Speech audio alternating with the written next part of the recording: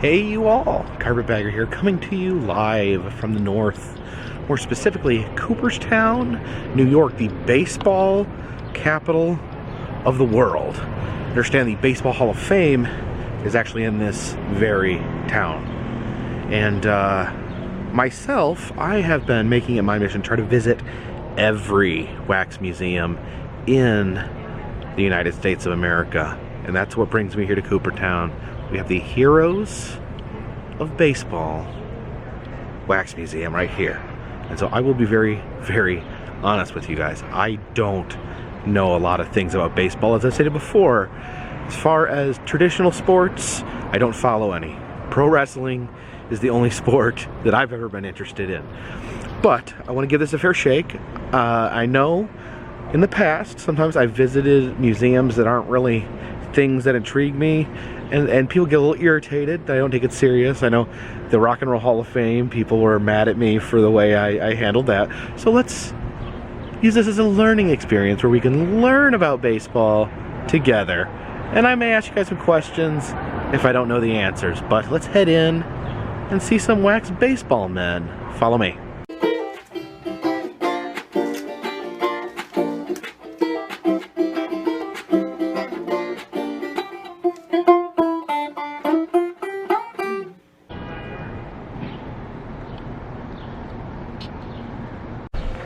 Right. Oh, here's a wax baseball player. I don't know who this is. He looks like he plays for the Orioles. Okay, I guess this is for people who like touching wax figures. It says, this is what a wax figure feels like. You can't touch Cal, but you can touch me. Yeah, it's a candle. Is this just a decoy attendant right here? Alright, I've been given a token to get through this turnstile. We'll pop that in. There we go.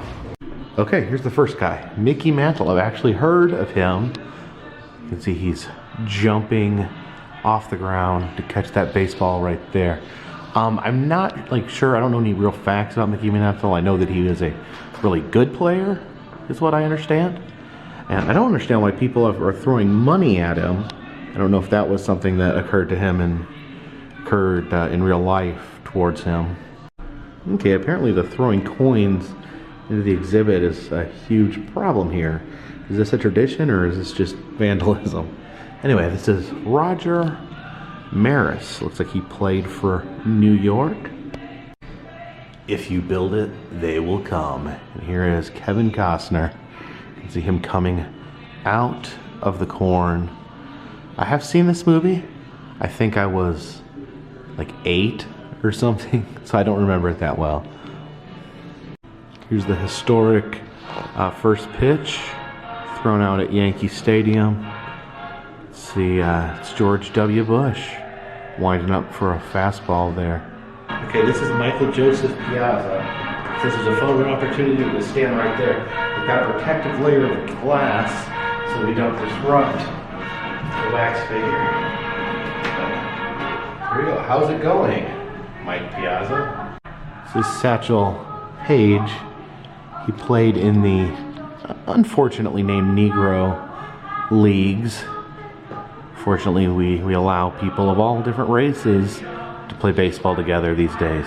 Okay, this is Ted Williams. I actually know something about Ted Williams, although it has nothing to do with baseball. What I remember about Ted Williams is that his children had an argument after he died about whether or not to freeze his dead body.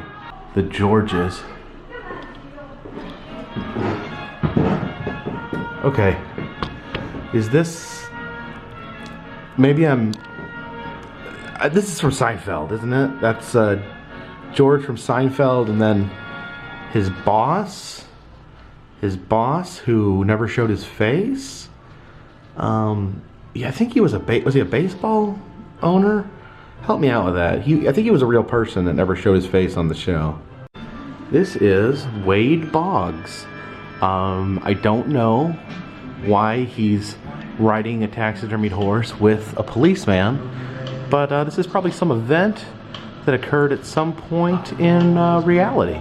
There's a young batter up there. Looks like a child. Is that Rookie of the Year? Pitcher's got a big butt. Oh, looks like we have another photo op here. You can sit next to these two gentlemen. Not sure why he's wearing a military style helmet. All right, you guys ready to hit some balls with bats? I know I am. I'm gonna hit the most balls, the most bats. Oh, here's another photo op. We got the stands here where you can sit with Rudolph Giuliani and George W. Bush. That's the second George W. Bush figure. He must have been a big baseball fan. All right. Did I miss any good hits? Any good strikes? Remember when you were president and you ran for president afterwards? It's a gentleman by the name of Ricky Henderson. I'm Ken Griffith Jr. There's the League of Our Own display. There's Tom Hanks. That was Gina Davis. And is that Madonna's character, I think? There's no crying in baseball. Here's how they make the wax figures here at the Baseball Hall of Fame. You can see that's sculpted out of clay. They make a plaster cast, then pour wax into the figure. There's some chunks right there. There's a hand, and I don't know what those are. Just random body chunks. Then they take that bust right there. They add hair and some creepy eyeballs and teeth, and paint it up. And this is blooper theater. Just to have like some bleachers right here you can sit in and watch baseball players making flubs. The floor's made of baseballs here in the elevator. Oh, here we are. It's gonna open. It's gonna open. Now this is Yogi Berra. And I don't know much about him in the context of baseball. In fact, it's the first time I've ever seen what he looks like. But I know that he's famous for making these quips. Because he said, "It ain't over till it's over." Says, "It's deja vu all over again. The future ain't what it used to be." So I guess he's a famous smart aleck. And apparently maybe he played baseball at some point.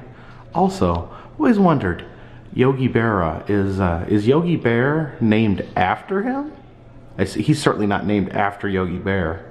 There's an old-timey player by the name of Honus Wagner. There's Thurman Munson. He's tossing that ball up and down.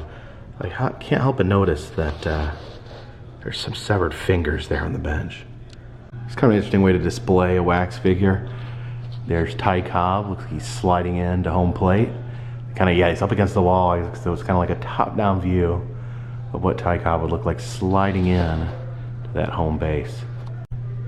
There's Derek Jeter. Again, I don't know much about him, but from what I understand, he is a good baseball player. Here's Pete Rose. Now, in my world, he's most famous for being tombstoned by Kane on 2 consecutive WrestleManias. There's Ozzie Smith, who, I don't know, looks he's doing some sort of insane backflip. Did he do insane backflips? We must assume so. This is Shoeless Joe Jackson. He was the baseball player that was featured in Field of Dreams. And according to that sign over there, he is currently being banned from baseball by this man, Kennesaw Mountain Landis, who was the commissioner of baseball at the time. He's shaking his fist. "Get out of my office, Shoeless Joe. Don't you ever come in my office without any shoes on again. I'll see my way out." And here's one I know, and looks like he's made the most money of all the baseball players. You got Babe Ruth. What I love about Babe Ruth is it just shows how the idea of what a star athlete is has evolved over the years. He was the best athlete in the world, and he was a short, fat guy who gorged himself in between innings. He ate like 900 hot dogs and smoked 20 cigars before every inning. Maybe exaggerated those numbers a little bit. And here is Lou Gehrig. He's making his retirement speech to his fans. And of course, he had come down with Lou Gehrig's disease of all things. Of course, we know that today more as ALS, and it's a very, very serious disorder. And I guess it was named after him. He must have been one of the more earlier people to get it. Now, this is Abner Doubleday. He was a Civil War soldier that was credited for creating baseball. But turns out that's probably not true. He did not create baseball. He may not have even liked baseball. It says here that none of his writings have ever even mentioned baseball, that he never claimed to have invented baseball, never claimed to have played a baseball game or even held a baseball. They said the only account of him creating baseball came from Abner Graves, who was a man that was also famous for going insane and murdering his wife. And at some point in his insanity, he said that Abner Doubleday invented baseball, even though it wasn't true. And everyone believed it anyways. And this guy over here, this is Alexander Cartwright. And he is the actual person that invented baseball. Good. And here is Marilyn Monroe with her baseball playing hubby, Joe DiMaggio. You know, if they did that dumb thing where they combined the couple's names together, they'd have been called DiMaggio. And here we have Mariano Rivera and Greg Maddux. This is Roberto Clemente. He lost a few fingers there. You know, baseball can be a tough game. This is Eddie Geidel. He was a little person. He was 3 foot 7 inches tall, and it was almost like a loophole when they got him to play. He would never ever try to swing at the ball. He would just stand there in the batting stance, and because his strike zone, which would be like right there, you know, the pitcher has to aim for a certain area. It was so small that they would just let the pitcher try and miss, and he would walk. That's brilliant. Oh yeah, and on an episode of The Simpsons, Grandpa Simpson was working on a musical about Edward Geidel. And on the opposite end of the spectrum was Randall David Johnson, who was 6'10", the largest baseball player to ever play. Apparently he was very, very angry and had a crazy mullet. And here's Jackie Robinson, who was widely known as the first black baseball player. And I know that fact has been disputed. I don't know all the details, but you know, he was a brave man, and at a time when those sort of things were very difficult and scary. Here is Catfish Hunter. Just got to be one of the most awesome baseball names of all time. And what better way to end things off than with Abbott and Costello, with their famous Who's On First routine, a hilarious a bit where they would, you know, have major miscommunications based on the players having names like I think the guy was named Who, so it's like who's on first? No, who's on first? Who's on first? No, who's on first? Who's on first? No, who's on first? Who is on first? I'm asking you, who's on first? I told you, who's on first? The Heroes of Baseball Wax Museum, very well done museum. I think it's a sort of thing that you could still enjoy even if you're not a huge obsessive baseball fan. I mean, they talk about baseball and pop culture, such as League of Our Own, Field of Dreams, and the Abbott Costello routine. So a little bit of something for everybody. Just, you know, kind of explores all different routes. I was a little worried that I was going to walk in and it was just going to be an endless row of wax baseball players in their uniforms, but no, they did a much better job than that. So I can now mark this wax museum off my list. and I need your help because I want to visit every wax museum in the United States, and I've visited most of them. But if anyone can check my video, see what wax museums I've been to, and if you know one that I haven't been to, leave that suggestion down below.